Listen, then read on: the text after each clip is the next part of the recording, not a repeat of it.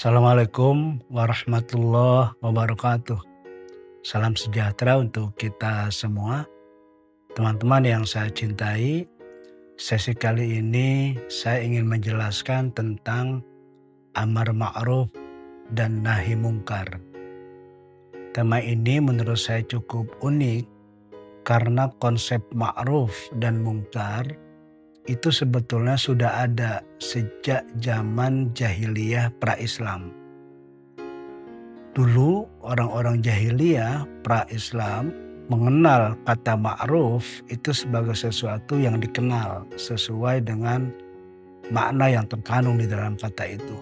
Dan mungkar sesuatu yang asing.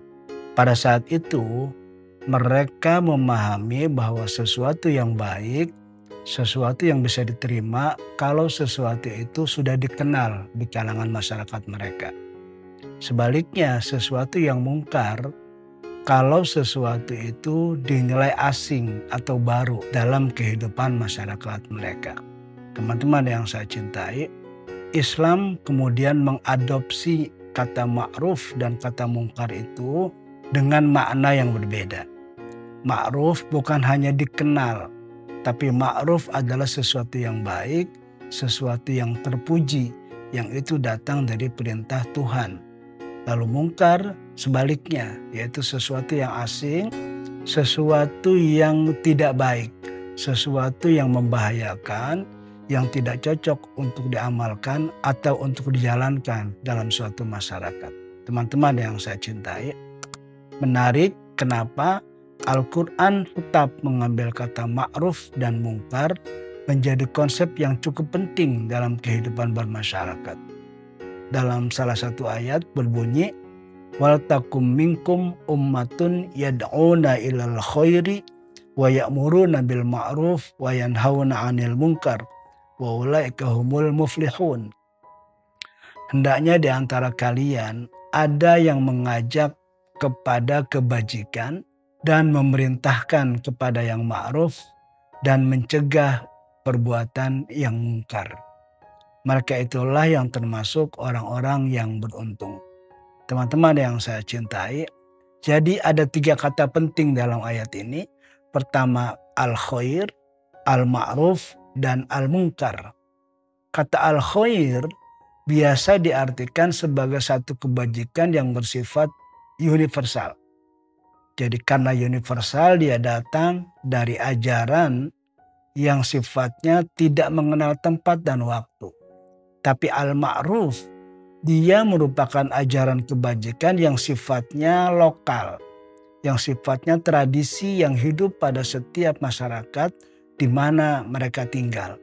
Karena itu kata-kata ma'ruf satu akar kata dengan uruf artinya tradisi atau satu kebudayaan di mana masyarakat memiliki kebudayaan tersebut.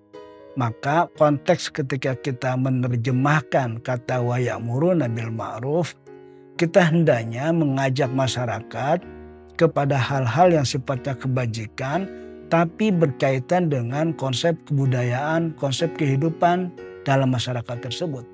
Demikian juga al-mungkar, sesuatu yang keji, sesuatu yang tercela, dan ketercelaannya itu ada pada masyarakat tertentu. Karena itu ma'ruf dan mungkar itu menjadi 2 kata kunci bagi siapa saja yang ingin membangun suatu kehidupan dalam suatu masyarakat agar kehidupannya lebih baik dan lebih membahagiakan banyak orang. Teman-teman yang saya cintai, penjelasan lain kata al-ma'ruf ini bukan hanya sekadar mengajak kepada kebajikan yang sifatnya kehidupan kemasyarakat yang berlaku. Tapi lebih dari itu, kata al-ma'ruf adalah membangun satu situasi, satu kondisi yang membuat orang bisa berbuat baik. Misalnya, kalau munculnya kemungkaran karena adanya berbagai motif ekonomi misalnya, maka perbuatan ma'ruf dalam hal ini adalah membangun lapangan kerja. Supaya mereka, orang-orang yang terbiasa melakukan al-mungkar, maka yang bersangkutan menjadi tidak punya alasan untuk berbuat mungkar. Demikian juga yang lain.